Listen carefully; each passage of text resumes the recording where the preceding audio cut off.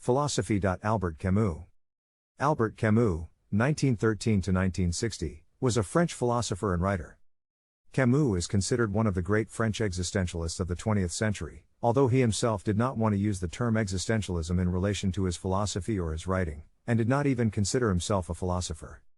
Camus was particularly interested in exploring the idea of the absurd in human life, and considering whether there is any meaning to existence, and what the consequences would be if there is not.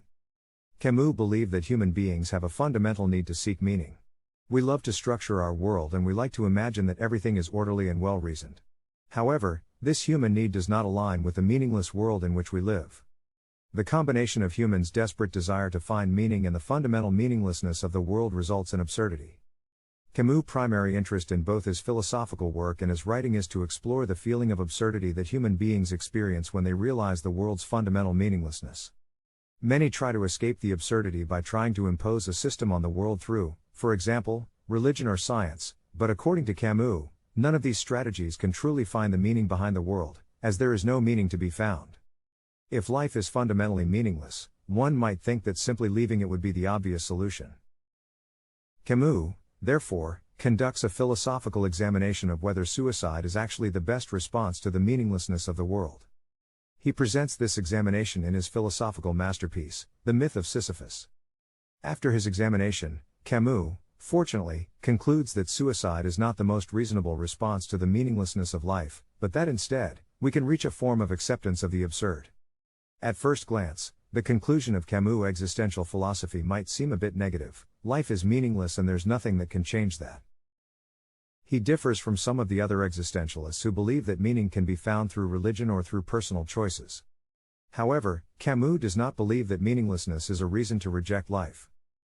There are still many opportunities to enjoy life, such as by valuing individual moments and the emotions they create in us.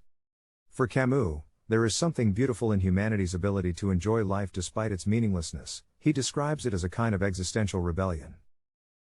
It can often be a difficult struggle, but it is the best option we have. Although Camus was part of the philosophical community surrounding existentialism in 1940s France, he actually considered himself more of a writer than a philosopher. Even in his literary works, there is a strong focus on humanity's encounter with the absurd in existence.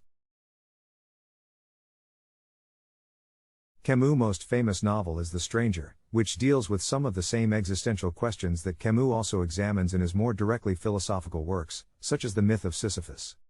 The Myth of Sisyphus begins with Camus' presentation of suicide as a philosophical problem. He then attempts to describe why human life is dominated by absurdity. According to Camus, the absurd arises from the encounter between a human's fundamental need to seek meaning and a world that is fundamentally meaningless and purposeless. When human beings recognize this insoluble conflict between human expectations of the world and the world's actual nature, the absurd emerges. Camus also mentions a number of previous philosophers who have in various ways been aware of this conflict, including Søren Kierkegaard.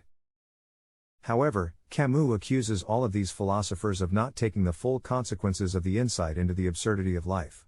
Instead, they try to seek refuge from the absurd through various philosophical arguments, which according to Camus are not particularly convincing.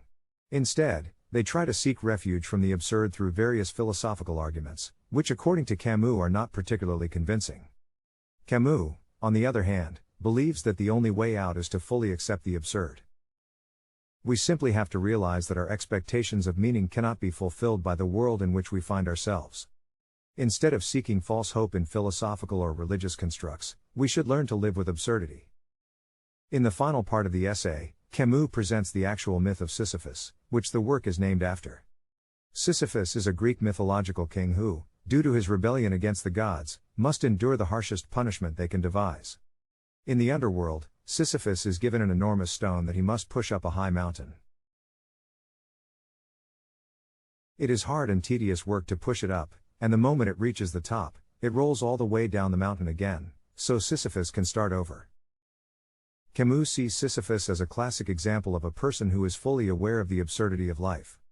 Sisyphus knows very well that his work is meaningless, even though he still has to do it. He doesn't try to deceive himself into believing that his life has a higher meaning, and in any case, it wouldn't be possible, because every time the stone rolls down the mountain, he is reminded of the meaninglessness. At the same time, Sisyphus' rebellion against the gods is a good image of Camus' atheist worldview, where you can't bring religion in to solve the problem of the meaninglessness of the world. Camus also directly uses Sisyphus' situation as an image of the meaninglessness of modern human life. For example, he mentions that contemporary factory workers are also trapped in a situation where they perform the same tasks again and again, without any deeper meaning behind it. Today we also use the expression Sisyphean task for projects that seem endless and meaningless. Even though Sisyphus' situation is intended as a punishment, Camus considers whether he should actually be considered an unhappy fate. Camus is particularly interested in Sisyphus' state of mind at the moment when he sees the stone rolling down the mountain and must fully acknowledge that he is trapped in an absurd situation. Here, Camus actually argues that Sisyphus can find a certain satisfaction in realizing the absurdity of his situation, yet continuing his existential struggle. He does not flee from his situation but confronts it openly. He learns to live with absurdity, and others can also choose to do the same. The conclusion is that one must imagine Sisyphus as a happy man. In the end, it is thus possible to live with absurdity without being forced to flee from it by means of false illusions, such as religion, or by means of suicide. Despite its slightly negative starting point, the myth of Sisyphus ultimately reaches a positive conclusion. According to Camus, we have all been thrown into an existence that doesn't make any sense on a deeper level, but we still have to find a way to live our lives. Some choose to build a set of false illusions around themselves to create the illusion of meaning, but according to Camus, it is actually also possible to fully realize the meaninglessness and still continue to live on despite that. It is not necessarily easy, in fact, it can be a daily struggle. The Stranger is about a young French-Algerian man named Meursault. At the beginning of the novel, Meursault receives news of his mother's death and attends her funeral. Despite the emotional reactions of those around him, Meursault himself appears unaffected. In the following sections, we hear various accounts of Meursault's relationships with those around him. He has an affair with a woman named Marie and also helps his friend Raymond to seek revenge on a girlfriend whom Raymond suspects of infidelity. Throughout Meursault's interactions with the world around him, it becomes clear that he has little empathy for others, instead responding to their wishes and demands in a more or less arbitrary manner. The conflict between Raymond and his girlfriend escalates, and some of her friends appear to take revenge on Raymond. The situation ends with Meursault shooting and killing one of the friends, but it is never entirely clear why he does so, other than that he feels disoriented and blinded by the sun on the beach where the murder takes place. In the second part of the book, Meursault is arrested for murder and is in prison. Despite his desperate situation, he is not particularly frustrated but instead responds with the indifference he also displayed in the first sections of the book. At the trial, Meursault's emotional distance is used against him. For example, it is argued that a person who does not show emotions at their own mother's funeral must be a particularly cold and malicious person. Meursault is sentenced to death. While waiting for his punishment, a priest comes and tries to convert him to Christianity. Meursault responds with a frustrated Monday.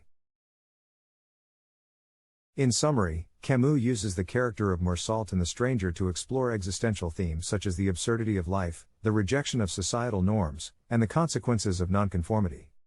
Through Meursault's detached and indifferent behavior, Camus shows how individuals may come to understand the meaninglessness of existence, but also highlights the negative consequences that can arise from not adhering to societal expectations.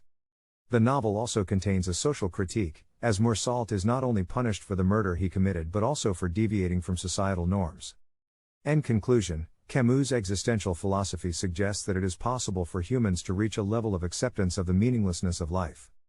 This is also evident in the character of Meursault, who reaches this acceptance in the end, despite his desperate situation.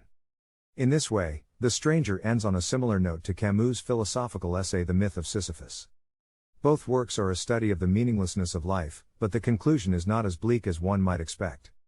Thank you for watching. Please consider subscribing.